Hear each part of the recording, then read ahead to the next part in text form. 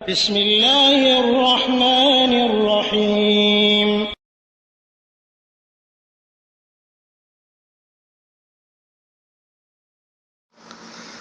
আসসালামু আলাইকুম রহমতুল্লাহি ওয়া বারাকাতুহু। আমাদের একজন ভাই প্রশ্ন করেছেন যে এশার নামাজের শেষ সময় সম্পর্কে। উনি তো প্রথম মানে শুরু যখন হয় এটা জানেন, কিন্তু শেষ কখন হয়? শেষ হয় মধ্যরাতে। আর এই মধ্যরাতটা কয়টার সময় এটা আপনাকে বলে দেওয়া সম্ভব নয়। কারণ কি? এক নাম্বার, বছরের বিভিন্ন সময় রাত কম বেশি হয়, রাত ছোট বড় হয়। বছরের বিভিন্ন সময় রাত ছোট বড় হয়। যেমন ধরুন বড় দিন যখন বড়, যেমন গরমের সময় এখন আসতেছে, এখন বাংলাদেশে, আমি বাংলাদেশের কথাই বলি, এখন মানে রাত ছোট হবে, আবার দিন বড় হবে। তো যখন সন্ধ্যা হয় 7টার সময় আর ফজর হয় 4টার সময়, তাহলে ডিফারেন্স কত দেখেন, কতটুকু? আর যখন শীতের সময় তখন দেখুন সন্ধ্যা হয় 5:30টায় আর ফজর হয় আবার 6টায়। কত রাত, কত বড়! এখন মধ্যরাত বলা হয়েছে সেহেতু আপনি হিসাব করবেন যে সন্ধ্যার আজান কয়টার সময় আর ফজরের আজান কয়টার সময়। এই সময়টাকে আপনি ভাগ করবেন, ভাগ করে প্রথম ভাগ পর্যন্ত আপনার এশার নামাজের অনুমতি আছে। মধ্যরাত, এটি হলো মধ্যরাত। সুতরাং এটি কিভাবে বলা যাবে বলুন যে কয়টার সময়?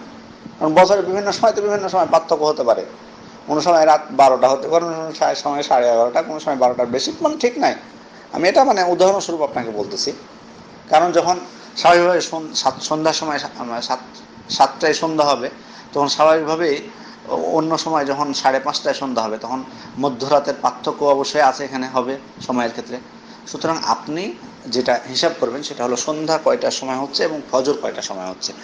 এই দুইটা করে তারপর 2 ভাগ দিয়ে প্রথম ভাগ পর্যন্ত আপনার অনুমতি আছে পড়ার। এটা হলো। আর জরুরি অবস্থাতেও ফজর পুরো পর্যন্ত এশার সালাত পড়া যায়। জরুরি যেটা যদি কোনো থাকে, কি বলে, কোনো উযুর থাকে, তাহলে আপনার জন্য তো ফজর পর্যন্ত পড়া যায় আছে, যেমন অসুস্থতা, সফর বা এই জাতীয় কোনো সমস্যা।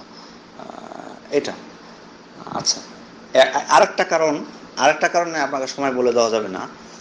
আর বাংলাদেশের হিসেবে এটা সময় আপনি এখন করবেন না। কারণ কি? কারণ দেশ হিসেবে পার্থক্য হতে পারে। পার্থক্যটা কি? অনেক সময়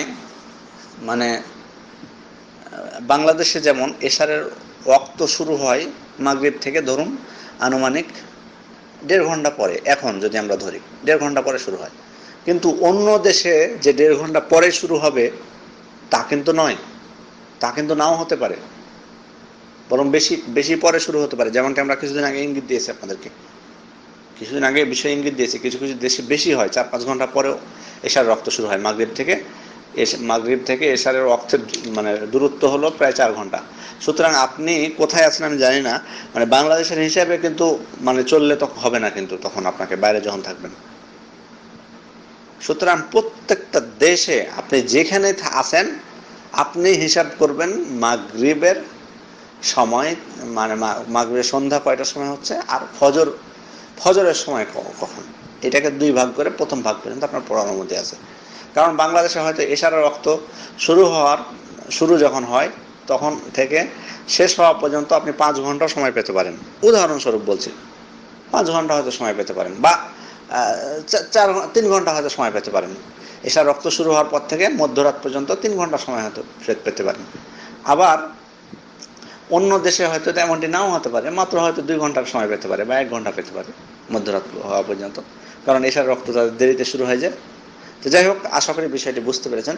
আমি আমার এতগুলো কথা বলার যেটি কারণ হলো, মৌলিক কথা যেটি আমি আবারও বলে দিচ্ছি, যে আপনি মধ্যরাত সেটা হিসাব করবেন যেখানে অবস্থান করছেন সেখানকার সূর্য অস্ত গেছে, সেদিন সন্ধ্যা হয়েছে কয়টার সময়, আর ফজর উদিত হবে কয়টার সময়, ফজরের সময়, নামাজের সময় যেটা, এটাকে 2 ভাগ করে প্রথম ভাগ পর্যন্ত আপনার অনুমতি আছে। আসসালামু আলাইকুম রহমতুল্লাহি ওয়া বারাকাতুহু।